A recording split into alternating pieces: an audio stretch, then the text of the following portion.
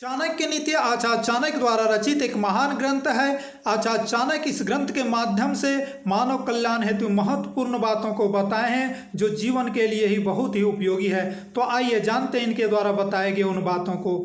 आचार्य चाणक्य कहते हैं, संसार में ऐसा कौन सा कुल अथवा वंश है जिसमें कोई ना कोई दोष अथवा अवगुण ना हो। प्रत्येक व्यक्ति को किसी न किसी रोग का सामना करना ही पड़ता है। ऐसा मनुष्य कौन सा है जो व्यसनों में ना पड़ा हो, और कौन ऐसा है जो सदा ही सुखी रहता हो, क्योंकि प्रत्येक के जीवन में संकट तो आते ही हैं। इसलिए हमें चिंता नहीं करनी चाहिए, हमें उसका डटकर सामना करने चाहिए। आगे आचार्य चाणक्य कहते हैं, समझदार व्यक्ति का कर्तव्य है कि वह अपनी कन्या का विवाह किसी अच्छे कुल में करे, पुत्र को अच्छी शिक्षा दे, उसे इस प्रकार की शिक्षा दे जिससे उनका मान सम्मान बढ़े, शत्रु को किसी ऐसे व्यसन में डाल दे जिससे उसका बाहर निकलना कठिन हो जाए, और अपने मित्र को धर्म के मार्ग में लगाए। अर्थात प्रत्येक माता पिता का कर्तव्य होना चाहिए कि वह अपनी पुत्री का विवाह किसी अच्छे परिवार में ही करे। अच्छा कुल अर्थात जो संस्कारित हो और शिक्षित भी हो। उन्हें चाहिए कि वह अपनी संतान को विद्वान बनाए ताकि उनका अपना कुल भी गुण संपन्न हो। आगे आचार्य चाणक्य कहते हैं, दुष्ट व्यक्ति और सांप इन दोनों में से किसी एक को चुनना हो तो दुष्ट व्यक्ति की अपेक्षा सांप को चुनना ही उत्तम होगा, क्योंकि सांप समय आने पर ही काटेगा, जबकि दुष्ट व्यक्ति हर समय हानि पहुंचाता रहता है। अर्थात चाणक्य का कहने का तात्पर्य है कि दुष्ट व्यक्ति सांप से भी अधिक हानिकारक होता है। सांप तो आत्मरक्षा के लिए आक्रमण करता है, परंतु दुष्ट व्यक्ति अपने स्वभाव के कारण सदैव किसी न किसी प्रकार का कष्ट पहुंचाता ही रहता है। इस प्रकार दुष्ट व्यक्ति सांप से भी अधिक घातक होता है। आगे आचार्य चाणक्य कहते हैं, राजा लोग कुलीन व्यक्तियों को अपने पास इसलिए रखते हैं कि वे राजा की उन्नति के समय उसका ऐश्वर्य समाप्त हो जाने पर तथा विपत्ति के समय भी उसे नहीं छोड़ते हैं।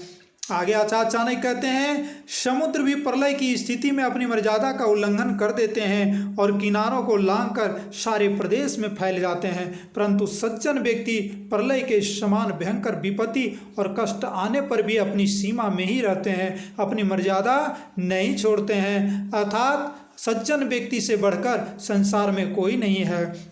आगे आचार्य चाणक्य कहते हैं, मूर्ख व्यक्ति से दूर ही रहना चाहिए, क्योंकि मनुष्य दिखता हुआ भी वह दो पैरों वाले पशु के समान है। वह सज्जनों को उसी प्रकार कष्ट पहुंचाता रहता है जिस शरीर में चुभा हुआ कांटा शरीर को निरंतर पीड़ा देता रहता है।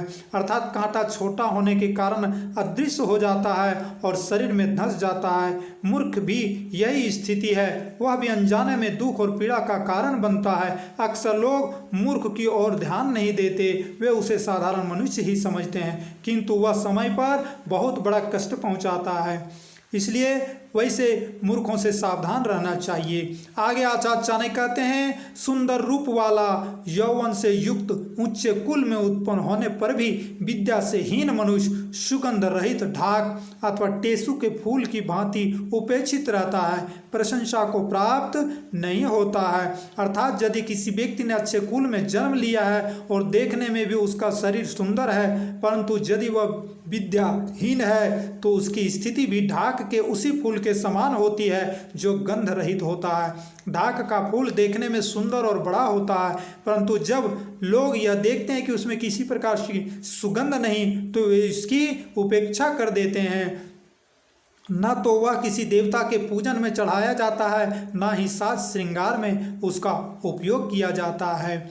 आगे आचार्य चाणक्य कहते हैं, कोयल का सौंदर्य उसके स्वर में है, उसकी मीठी आवाज में है। स्त्रियों का सौंदर्य उनका पतिव्रता होना है, कुरूप लोगों का सौंदर्य उनके विद्वान होने में है, और तपस्वी की सुंदरता उनके क्षमावान होने में है। अर्थात यहाँ भाव यह है कि व्यक्ति का सौंदर्य उसके गुणों में छिपा रहता है। जिस प्रकार कोयल और कौआ दोनों काले होते हैं, परंतु कोयल की मीठी कूक सभी को पसंद होती है, यही मीठा स्वर उसका सौंदर्य है। इसी प्रकार स्त्रियां वे ही सुंदर मानी जाती है जो पतिव्रता होती है। अर्थात स्त्री का सौंदर्य उसका पतिव्रत धर्म है। समाज में भी पतिपरायण स्त्री को ही सम्मान प्राप्त है, उसी की लोगों द्वारा सराहना की जाती है। शरीर से कुरूप व्यक्ति भी विद्या के कारण आदर का पात्र बन जाता है, जैसे सत्यवती पुत्र व्यास तप करने वाले व्यक्ति की शोभा उसकी क्षमाशीलता के कारण होती है। महर्षि भृगु ने क्षमा करने की विशेषता के कारण ही श्री विष्णु को देवताओं में श्रेष्ठ घोषित किया गया था।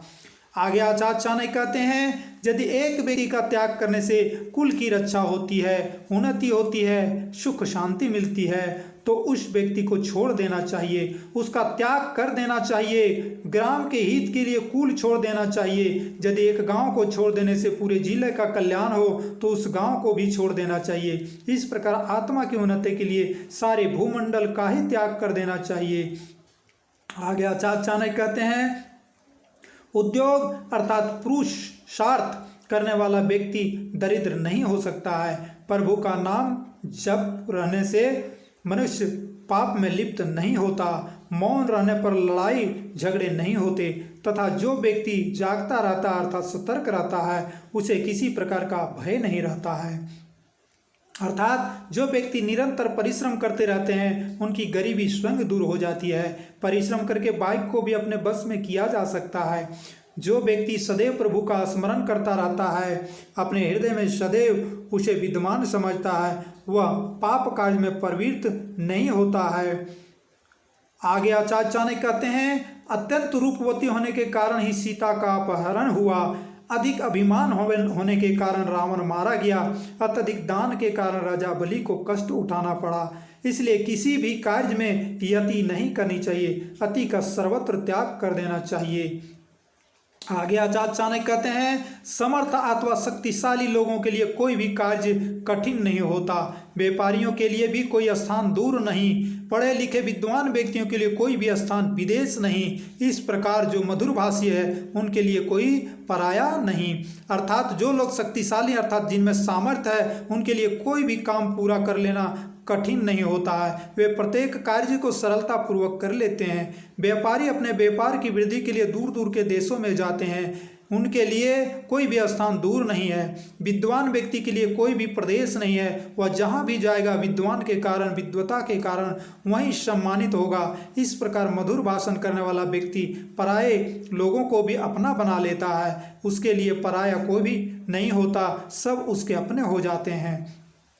आगे आचार्य चाणक्य कहते हैं, जिस प्रकार सुगंधित फूलों से लदा हुआ एक ही वृक्ष सारे जंगल को सुगंध से भर देता है, उसी प्रकार सुपुत्र से सारे वंश की शोभा बढ़ती है और प्रशंसा होती है। अर्थात बहुत से लोगों के बहुत से पुत्र अथवा संतानें होती है, परंतु उनकी अधिकता के कारण परिवार का सम्मान नहीं बढ़ता। कुल का सम्मान बढ़ाने के लिए एक सद्गुणी पुत्र ही काफी होता है। धृतराष्ट्र के 100 पुत्रों में से एक भी ऐसा नहीं निकला जिसे सम्मान से स्मरण किया जाता हो। ऐसे 100 पुत्रों से क्या लाभ। आगे आचार्य चाणक्य कहते हैं, जिस प्रकार एक ही सूखे वृक्ष में आग लगने से सारा जंगल जलकर राख हो जाता है, उसी प्रकार एक मूर्ख और कुपुत्र सारे कुल को नष्ट कर देता है। अर्थात जैसे जंगल का एक सूखा पेड़ आग पकड़ ले तो सारा वन जल उठता है, उसी प्रकार कुल में एक कुपुत्र पैदा हो जाए तो वह सारे कुल को नष्ट कर देता है। कुल की प्रतिष्ठा, आदर, सम्मान आदि सब धूल में मिला जाते हैं। आगे आचार्य चाणक्य कहते हैं, एक ही पुत्र यदि विद्वान और अच्छे स्वभाव वाला हो तो उससे परिवार को उसी प्रकार खुशी होती है जिस प्रकार एक चंद्रमा के उत्पन्न होने पर काली रात चांदनी से खिल उठती है। अर्थात यह आवश्यक नहीं है कि परिवार में यदि बहुत ही संतानें हैं तो वह परिवार सुखी ही हो। अनेक संतानें को होने पर भी यदि उनमें से कोई विद्वान और सदाचारी नहीं हो तो परिवार के सुखी होने का प्रश्न ही नहीं उठता है। इसलिए चाणक्य कहते हैं कि बहुत से मूर्ख पुत्रों और संतान की अपेक्षा एक ही विद्वान और सदाचारी पुत्र से परिवार को उसी प्रकार प्रसन्नता मिलती है जैसे चांद के निकलने पर उसके प्रकाश से काली रात जगमगा उठती है। आगे आचार्य चाणक्य कहते हैं, दुख देने वाले, हृदय जलाने वाले बहुत से पुत्रों के उत्पन्न होने से क्या लाभ। कुल को सहारा देने वाला एक ही पुत्र ज्येष्ठ होता है, उसके आश्रय में पूरा कुल सुख भोगता है।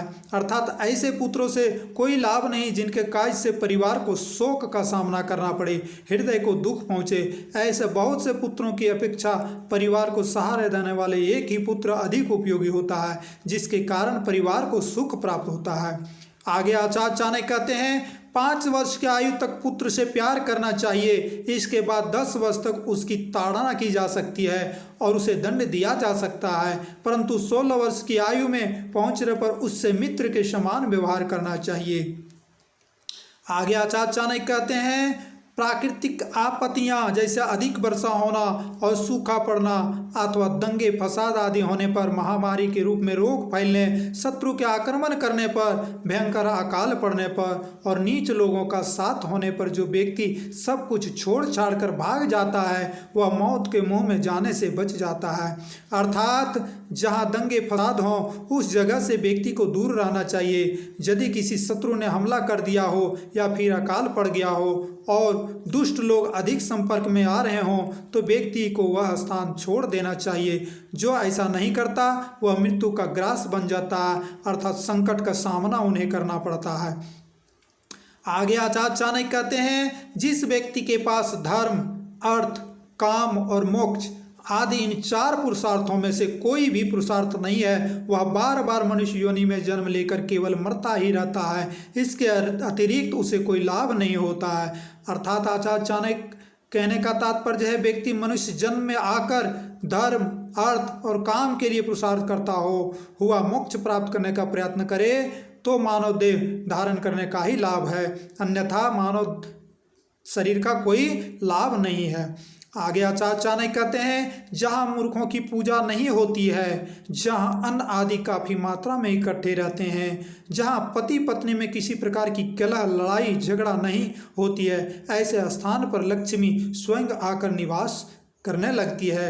अर्थात जो लोग देश अथवा देशवासी मूर्ख लोगों की बजाय गुणवानों का आदर सम्मान करते हैं, अपने गोदामों में भली प्रकार अन्न का संग्रह करके रखते हैं, जहाँ के लोगों में घर गृहस्थी में लड़ाई झगड़े नहीं, मतभेद नहीं, उन लोगों की संपत्ति अपने आप बढ़ने लगती है।